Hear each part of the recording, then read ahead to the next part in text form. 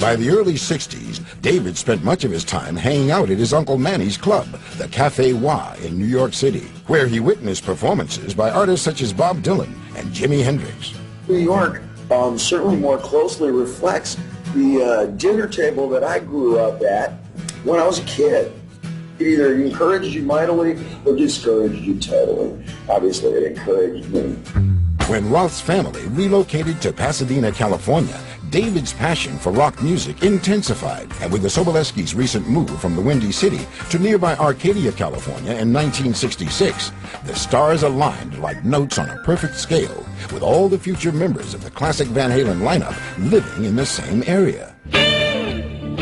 In 1971, teenagers Alex and Eddie Van Halen and friend Dennis Travis formed a new group, the Trojan Rubber Company.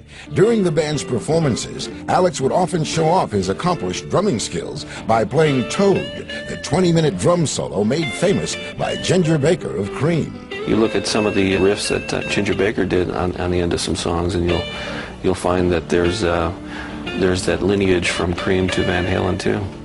We learn from our elders. We pass it down. If you're looking at Alex, he's looking at Ginger Baker when he's growing up, and you're looking at Eddie, he's looking at Eric Clapton. Now, you listen to Eric Clapton and you listen to Eddie Van Halen, you're not going to hear either one in each of them. But Eddie can sit there and play lick for lick anything that Eric ever did. Ed would sit there and listen for hours on end to Eric Clapton. That was basically Clapton, I think. And you can't help but sit there, and when you try to emulate these people, it kind of gets into your fingers. I know Clapton that was the thing. I mean, they would warm up on Cream songs every day. I mean, now, it's hard to make that sit and move forward. It's a very stationary, vertical thing. But they could do that. Dave listened to a lot of different music, you know, a lot rather than just the real popular stuff. You have to get it from somewhere. It either has to come from within, and if you don't have it within, then you have to get it from whatever is around you. We went down to a place that they were playing when we were like 15 or 16. I mean, this is how early Eddie and Alex were playing. We went to see them at this venue, and it was just a small place, but it was jammed, and they were in there, and they were doing Black Sabbath stuff is what Eddie and Alex were doing at that time, and Dave, and I think that was actually before Dave decided he really wanted to be a rock star, was when we went and saw that, and Dave saw all that energy and all that stuff in that room. It just sent a cold chill down your spine how good these guys were. Van Halen first play in a band, and I wasn't in the band back in high school. I listened to him play, I watched him play, and I said, you know what he does with his hands, I want to do with my feet. I want to do with my voice. He was kind of a mentor of mine. After playing together for only a year, Dennis Travis's father got a job as a minister at a church 300 miles away. Alex and Edward quickly found another bass player, Mark Stone, and changed the name of the band to Genesis. I went and jammed. We called us, come over and jam and see what happens, and it happened.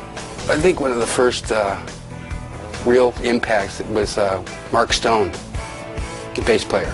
It was amazing that there was 3 people that could make that much music. I knew it early on that they were both virtuosos. You know, they were few legendary guitar players, and I knew Edward was on his way to being there. Alex was the leader. He was like the driving force that gave the band the direction.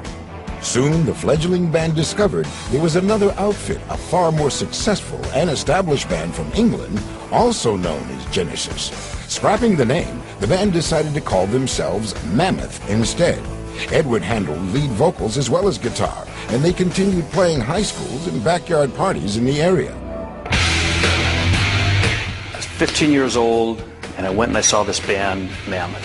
And at the time, everybody was talking about them. For them at the time, I think it was like a big venue. It was Pasadena City College.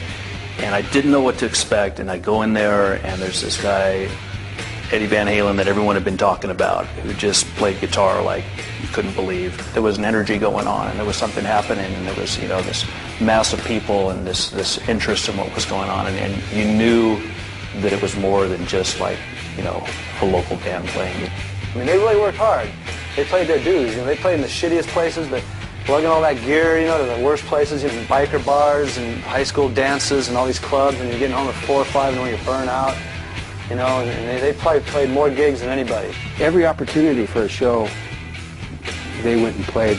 No one ever said, got something else, too tired. Every opportunity, we had our foot in the door. Across town, David Lee Roth was steadily developing his own over-the-top stage persona while fronting his band, Red Ball Jet. They had been practicing in his dad's basement of his office building in San Marino. And they'd been practicing for about 4 or 5 months, and they was getting more antsy to do bigger venues and be, you know, more popular. I only saw Red Ball Jet once at the Civic. They were playing cover tunes too, but I think they were a little different. I think they were more R&B, if I recall. I don't know if they had a horn player or a keyboard player or something. I remember them being a little bit not the norm, you know. During the summer, there was a guy who put on shows at Hamilton Park in Pasadena. That's where we met Dave and Red Ball Jet. I think the Battle of the Bands kind of helped draw two forces together. Because otherwise, I think they would have just been playing in separate backyard parties. But then when they played together, and they both knew that they weren't gun shy. You know, we're ready to go. We'll battle any day. Edward and Alex, let's battle. Dave, let's battle. So there's 3 battle warriors right there.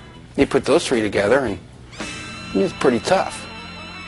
Ed was the lead singer at that time, and things started to kind of build up, and I started to notice that Ed couldn't really take the chores of being lead singer. I think Edward and Alex wanted one other element. They needed that lead singer. At that time, you know, in the early 70s, it was kind of the look. You know, I mean, Cream worked with Jack Bruce singing, but Led Zeppelin was working better. You know, and Rolling Stones, you know, with the lead man. We didn't have any PA equipment. When Red Ball Jet was out of work, when they didn't have a gig, I would approach Roth and ask him, we'd like to rent your PA. And he would rent it to us.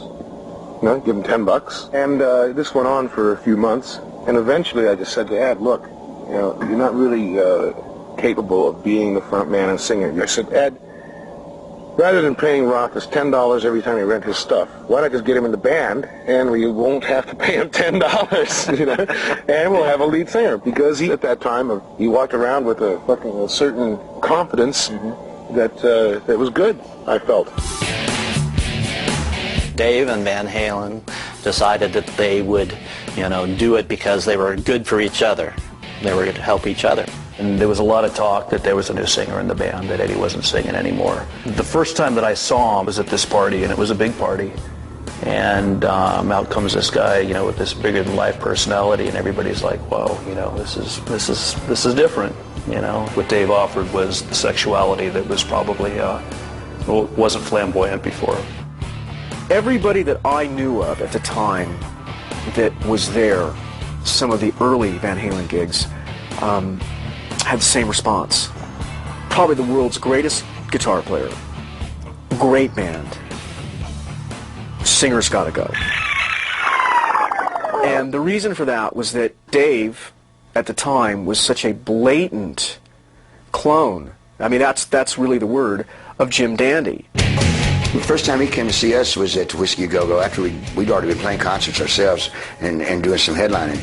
And everybody says there's like a young Jim Dandy down there somewhere. He was there with a home movie camera. I want to know if it's all right to take. He said, I mean, I really dig the way you do a show. Kind of thing that I want to be, sight as well as sound. I want to give them a show and make them happy. And you work hard. And I said, sure, take all you want. Like I say, everybody asks me, what do you think about David Lee Roth stealing your thing? And he didn't steal nothing from me. I learned from other people too. I was the first one with blonde hair, and he did a couple of the moves and poses, but he's got his own thing, man. I love watching him. He's entertaining to me. Most of us that initially did not like Dave really began to like him and acquire the taste for him.